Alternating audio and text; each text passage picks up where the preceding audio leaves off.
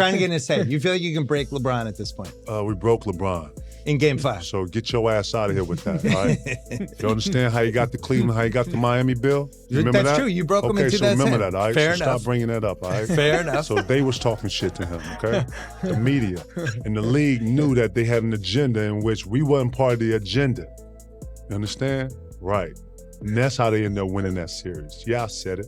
Kevin Garnett just sparked one of the wildest NBA conversations happening right now, and it has nothing to do with a playoff matchup or somebody dropping 40 points on the scoreboard. This time, the spotlight is locked on LeBron James, the NBA All-Star Game, the league's changing format, and the growing split between what casual fans believe and what real basketball minds think is really going on behind the scenes. And if you really pay attention to KG's comments, his message goes way deeper than just saying, "Don't vote for LeBron." What he is really saying is this: true basketball fans should not get blinded by fame, history, or superstar status alone. That is why his comments hit so hard. Kevin Garnett was not just throwing out a random sports opinion for attention. He was warning fans that if they keep automatically voting LeBron in just because of the name, the legacy, the championships, and the massive global image, then they are ignoring what is actually happening on the floor and inside the Lakers organization.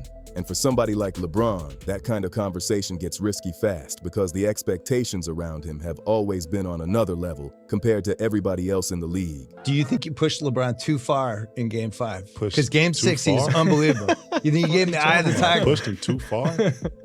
Nothing? Man, listen, let me say something to you. The C's, we didn't give a fuck about LeBron. We didn't fear LeBron, and we didn't think that he can beat all 5 of us.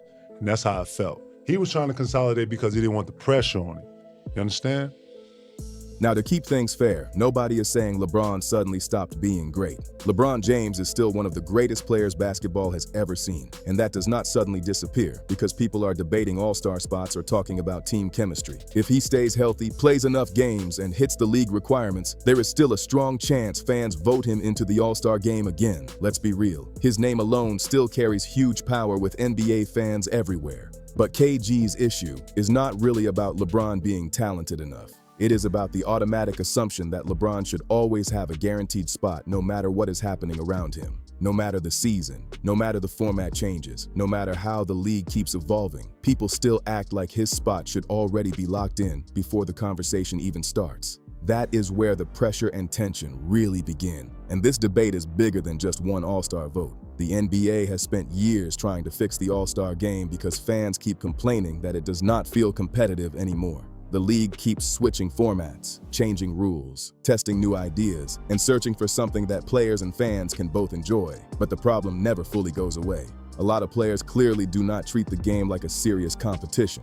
Fans want excitement and intensity. The NBA wants ratings and social media buzz, and the All-Star game keeps getting trapped somewhere in the middle of all that drama. That is why KG's comments stood out so much. He is basically saying there are people around basketball who can still tell the difference between real greatness and hype built off reputation alone. When KG says real hoop fans cannot be fooled, he is talking about the people who actually study the game, watch full games, break down performances, and pay attention beyond flashy clips online. Those fans notice everything. They notice effort, leadership, impact, team chemistry, and whether a player is still controlling games the same way they used to. But the conversation does not stop at All-Star voting either. There is also growing talk about LeBron's role in Los Angeles, how the Lakers are being managed now, and whether the franchise is slowly shifting away from being completely centered around him.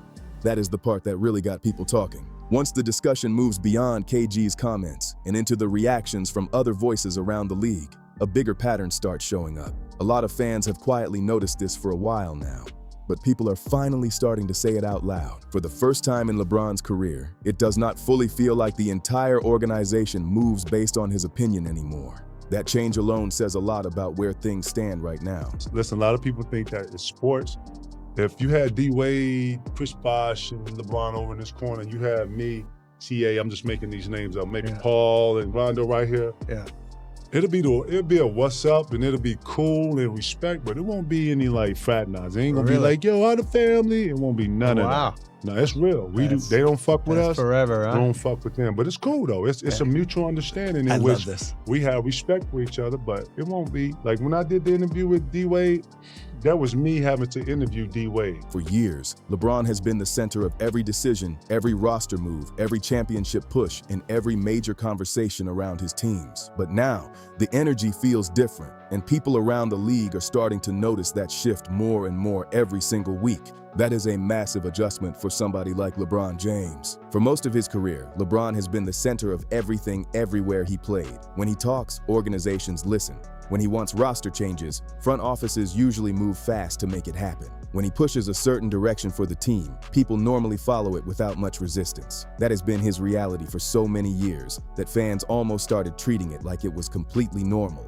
But according to the conversation in the clip, things inside the Lakers organization are shifting in a major way. The team is no longer fully building around what LeBron wants. The focus is moving toward Luka Doncic, and that changes the entire power dynamic around the franchise. That is exactly what Brennan Haywood was pointing toward when he mentioned LeBron's passive-aggressive energy and the feeling that for the first time in a long time, a team is not automatically adjusting itself around him the way others did before. And that is not some tiny basketball detail either. For a player who has basically been viewed as the guy since his teenage years, stepping into a different role is bigger than basketball. It becomes mental, it becomes emotional, it becomes part of a player's identity. Imagine spending decades as the face of every room you walk into, then suddenly realizing the spotlight is slowly moving somewhere else. That is a difficult adjustment for any superstar to handle, even one as legendary as LeBron. That is probably the toughest part for LeBron supporters to accept right now. This conversation is not only about points, assists, or highlight plays anymore.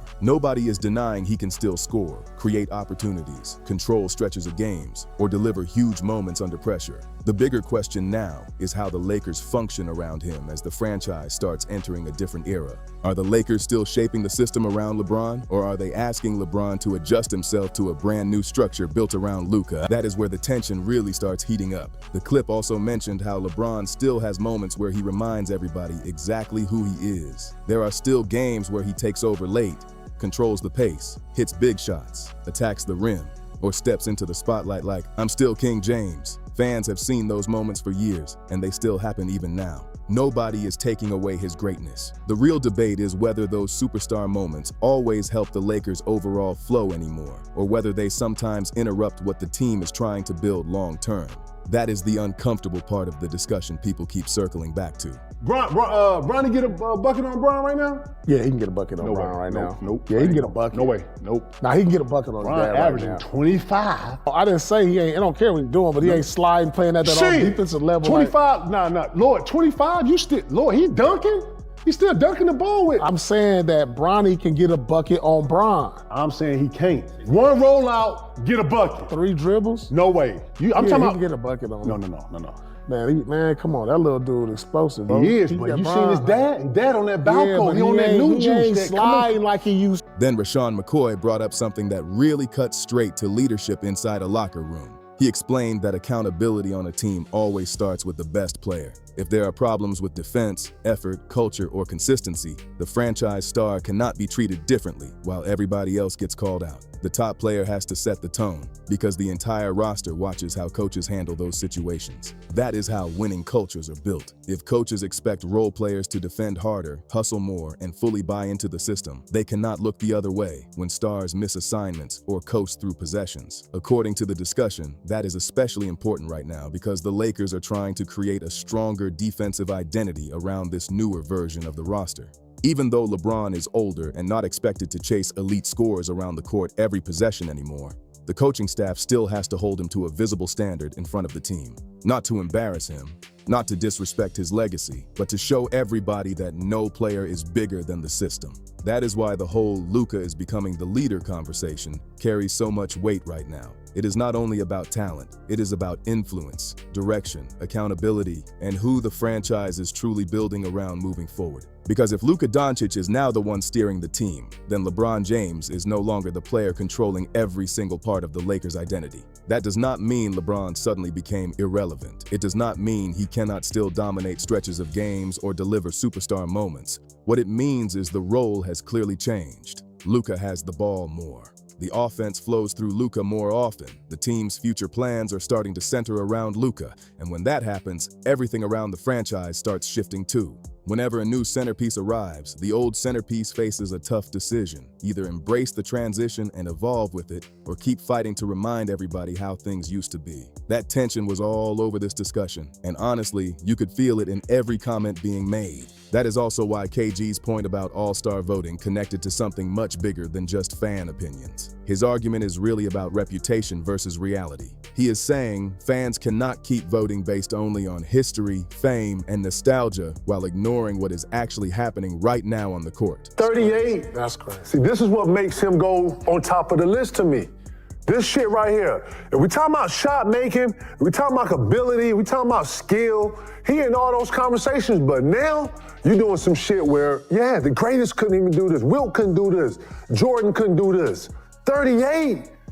Man, 38 in the league is really like 45. That does not mean LeBron is washed. It does not mean he stopped being one of basketball's biggest icons. Nobody serious is saying that. What KG is really pointing out is that there is a difference between respecting greatness and pretending greatness never changes over time. A lot of fans struggle with that idea because they grew up watching LeBron dominate the league for years. To them, he still feels untouchable. But basketball does not freeze in place forever, no matter how legendary the player is. And that is what makes this conversation so uncomfortable for people. Many fans do not want to admit that aging changes how the game looks for every superstar eventually.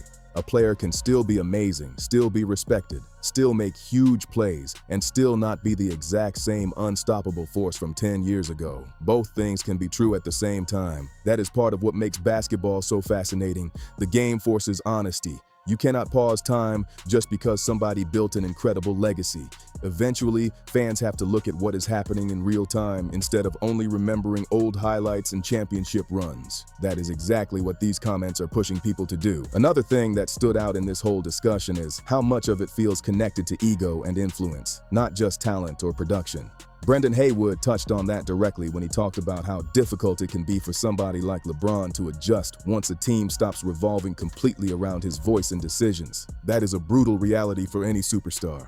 At some point, every legendary player reaches a stage where their opinion no longer controls the entire machine the way it once did. For LeBron, that might be happening right now in Los Angeles, and for somebody who spent decades being treated like the ultimate decision maker, that shift can naturally create friction behind the scenes, even if nobody openly says it. That is why the comments about passive-aggressive behavior and subtle tension became such a huge talking point. The discussion suggests that even when LeBron is not directly pushing back against the system, there are still little moments where his reactions, body language, and decisions reveal that he may not be fully comfortable with this new reality yet. And honestly, that is human nature. Maybe LeBron is no longer the only centerpiece. Maybe he is no longer the unquestioned first option every possession.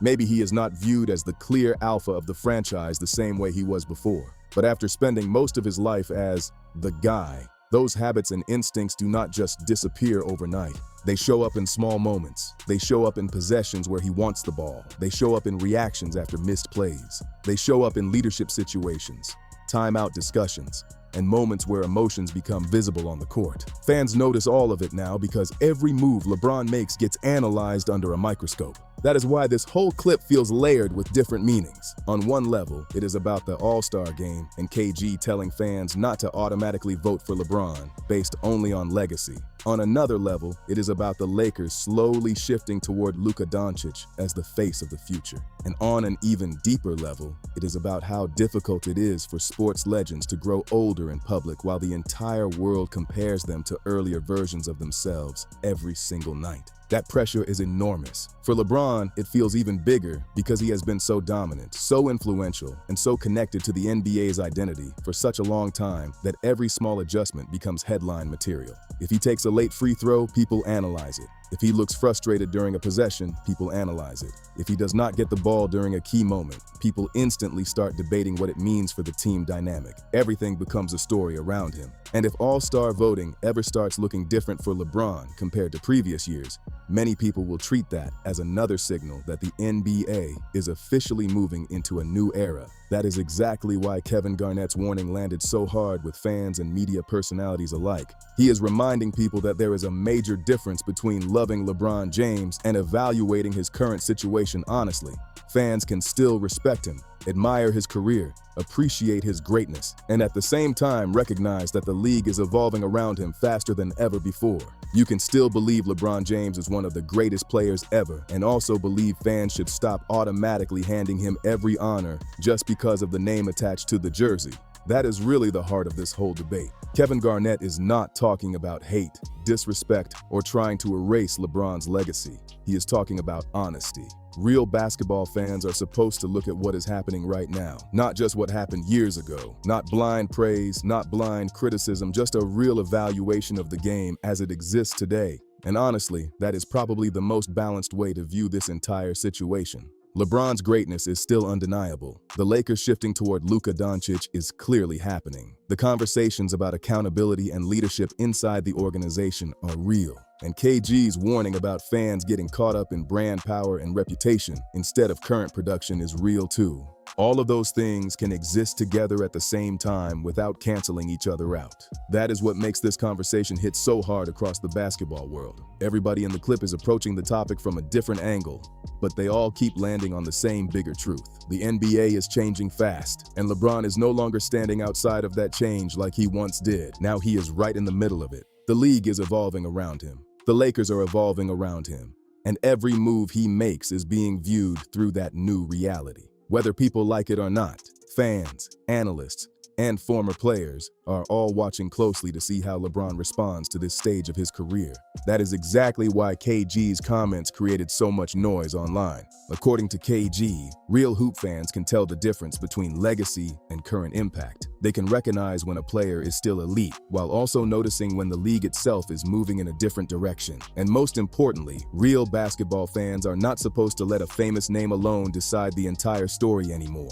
What makes this whole situation even crazier is how divided the basketball world has become whenever LeBron gets brought into these conversations. Some fans hear criticism and instantly think people are attacking his legacy. Others hear praise and act like no honest discussion is allowed anymore. That is why this debate keeps exploding online every single time somebody like Kevin Garnett speaks up. The reactions become bigger than the actual basketball talk itself. But underneath all the noise, there is a serious point being made. The NBA always moves forward. Every era eventually hands the spotlight to the next group of stars, no matter how legendary the previous generation was. We watched it happen with Magic Johnson, Michael Jordan, Kobe Bryant, and so many other icons before. Now people are starting to wonder if the same transition is quietly happening in real time with LeBron James and Luka Doncic in Los Angeles, and that creates pressure from every direction. LeBron is still expected to perform like a superstar, lead like a veteran, carry massive media attention, and somehow adjust to a team that may no longer fully revolve around him. That is not an easy balance for any player, especially somebody who has controlled the pace and identity of teams for nearly 2 decades. Meanwhile, Luka stepping into a bigger leadership role changes the chemistry of everything around the Lakers. The ball moves differently. The offense looks different. The attention inside the organization starts shifting little by little. Fans can feel it, former players can see it, and analysts keep hinting at it every time this topic comes up. That is why KG's message connected with so many people. He is basically challenging fans to separate emotion from evaluation, respect the legacy, appreciate the greatness, but still be honest about what the current version of the league looks like. Because in today's NBA, reputation alone is no longer enough to silence the bigger conversation surrounding where the Lakers and LeBron himself are heading next. At the end of the day, this is why the LeBron conversation keeps pulling so much attention across the entire basketball world. You are talking about one of the biggest athletes the NBA has ever seen, trying to navigate a league that is changing right in front of everybody's eyes. Some fans believe LeBron is still the center of everything, while others think the Lakers are officially entering Luka Doncic's era. And judging by the reactions to KG's comments, this debate is only getting louder from here. What makes it so interesting is that nobody fully agrees on where things stand right now. Is LeBron still the main force behind the Lakers, or is the franchise slowly turning the page toward a new future? That question is going to follow this team all season long, and every big game is only going to add more drama to the discussion. Now, I want to hear from you. Do you think Kevin Garnett was right about fans needing to stop voting based on reputation alone? Or do you believe LeBron still deserves every bit of the respect and recognition he gets today? Drop your thoughts in the comments below. And if you enjoyed the video, make sure you hit that like button, subscribe to the channel, share this video with other NBA fans, and turn on notifications so you do not miss the next upload. See you in the next one.